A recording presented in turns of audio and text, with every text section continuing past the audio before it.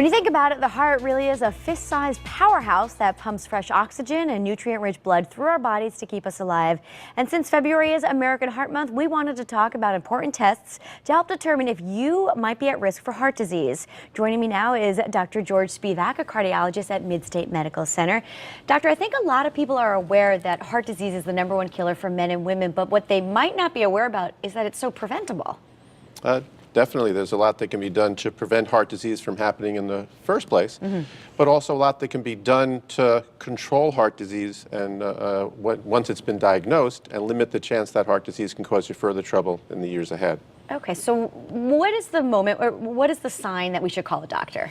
Well, the symptom we get most concerned about, or the classic symptom, is chest pain. And it's often described as a weight or pressure or heaviness on the chest. It's located usually centrally. It can sometimes spread or radiate to down your left arm, your neck, your shoulders, sometimes to the mid-back.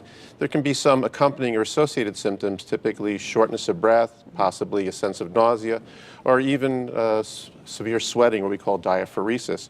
And those are the classic symptoms, but not everyone's heart has read the textbook. And particularly women, or sometimes people who have diabetes, might have what we call atypical or different symptoms when their heart is acting up. They may just have an uneasy or uncomfortable sensation or heaviness in the chest. They may have no chest pain at all. They may just have the arm pain or the back pain. Or they may have no pain and just feel short of breath with activity or severe tiredness with activity, and something being off that is the clue that something may be happening. Sure. So something along those lines happens, and then a doctor orders a test. What typically is the first test? Yeah, well, the first test you're going to start with is an electrocardiogram. It's a good all-purpose sort of wet your pinky, hold it up to the wind to see how the heart is doing. It's a simple thing to do. It just involves having a few wires or electrodes placed on your chest, and that measures the electrical activity within your heart. There's a lot of information we can get from that as a starting point. It tells us about the rhythm of the heartbeat as to whether you're having any irregularities or arrhythmias that could be a sign of heart disease. It can show the effects of high blood pressure on the heart. It can show if someone may have had a heart attack in the past. And if an EKG is done while someone is having active chest pain, it can show the signs of an acute myocardial infarction that would require immediate and at times life-saving medical treatments. And it's a painless procedure? Painless, no muss, no fuss. Okay, and then let's move on to the echocardiogram. All right. An echocardiogram is a very useful technique to get a lot of information about one's heart. It's an ultrasound test of the heart where we use sound waves to image the heart. Most people are familiar that when a woman is pregnant, she'll have a sonogram to see what the baby looks like. This is the same technology, but instead of aiming the sound waves at a baby in the womb, we can just aim it up at the heart and take images of the heart. It tells us about the size and strength of your heart.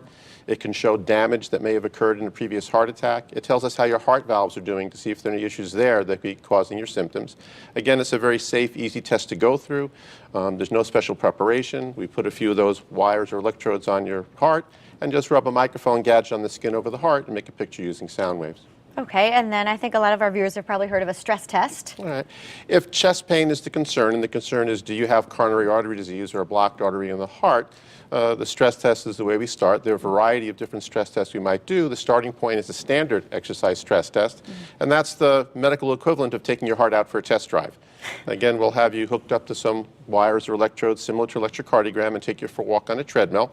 We'll start at a modest pace with a slight incline, and over the course of several minutes, based on your degree of physical conditioning, we'll raise the treadmill up, get it going faster, get you working harder, get you huffing and puffing, and get your heart in the left lane going above the speed limit and see how it performs.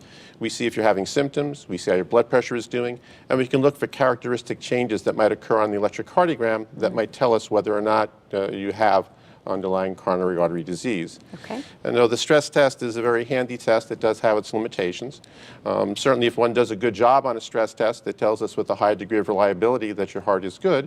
But there are times that the stress test doesn't give us all the answers, or basic stress test doesn't. We need to move on to some more what we call imaging stress tests that give us more information. We can combine echocardiograph or echocardiology techniques with the stress test to give us more information, or at times we can use nuclear imaging techniques to give even greater accuracy to what the stress test may tell us. Now with the nuclear stress test, you'll do the same type of exercise that you would on a treadmill, but you'll have an intravenous in your hand, and as you exercise, you'll be injected with a radiopharmaceutical or nuclear medication. And this medication, which is a radioactive medicine, can travel through the bloodstream, settle in the heart, and give us even more accurate information about how your heart is doing on special imaging techniques we do after you exercise. And it's safe for patients? It is safe. It is medical radiation. Again, we always, when it comes to using radiation, want to use the least amount we have to keep things safe for a patient. But actually, the doses that we're using here, though theoretically can cause harm, they've never actually been proven at this level to individually cause harm to a patient. The amount of radiation involved is similar to what would take place if you had a CAT scan, per se. Or we're all exposed to a certain amount of natural radiation just living on the planet. And the amount of radiation in a typical stress test is comparable to what would happen just living 3 years on the planet. Now, we're dealing now with an older population, folks who sometimes have limitations in their ability to exercise, and if one can't do an adequate amount of exercise on a treadmill, the test won't be as accurate as we'd like. And in those situations, we have the ability to do what's called a pharmacologic or chemical stress test. And there we can give a medication by vein that is potent but safe and has the ability to simulate some of the effects of exercise on the heart. And we combine that with imaging techniques, most typically nuclear imaging techniques, and we can do a full measure of how someone's heart is doing, even if they're not able to exercise. Now, doctor, is there a certain age that these tests should be like a preventive measure, or is this just after you're having symptoms or possibly a problem? That's somewhat debatable in the medical literature, but there's no set standard that's saying that at a certain age you should have a screening test like this, like there would be, say, for mammograms or colonoscopy or something like that. Sometimes it's felt if someone is getting up in years in their 50s or more and want to get involved in a more aggressive regular exercise regimen, there may be a purpose of doing it there. But typically it's a symptom that would trigger the need to move ahead and get a stress test. And all of these tests are offered at Midstate Medical? They're all offered at Midstate Medical Center. Again, the electrocardiogram is something that would typically take place in your family physician's office. That's something they would do and use that as a starting point.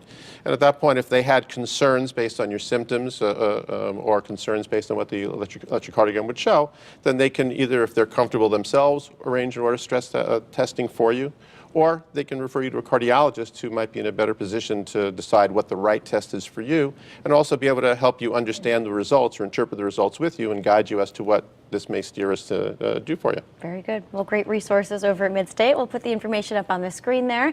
You can contact Midstate Medical Center. It's located right in Meriden. You can call 1-800-DOCTORS or simply visit midstatemedical.org. Doctor, thank you so much for all the information. Yeah, thank you.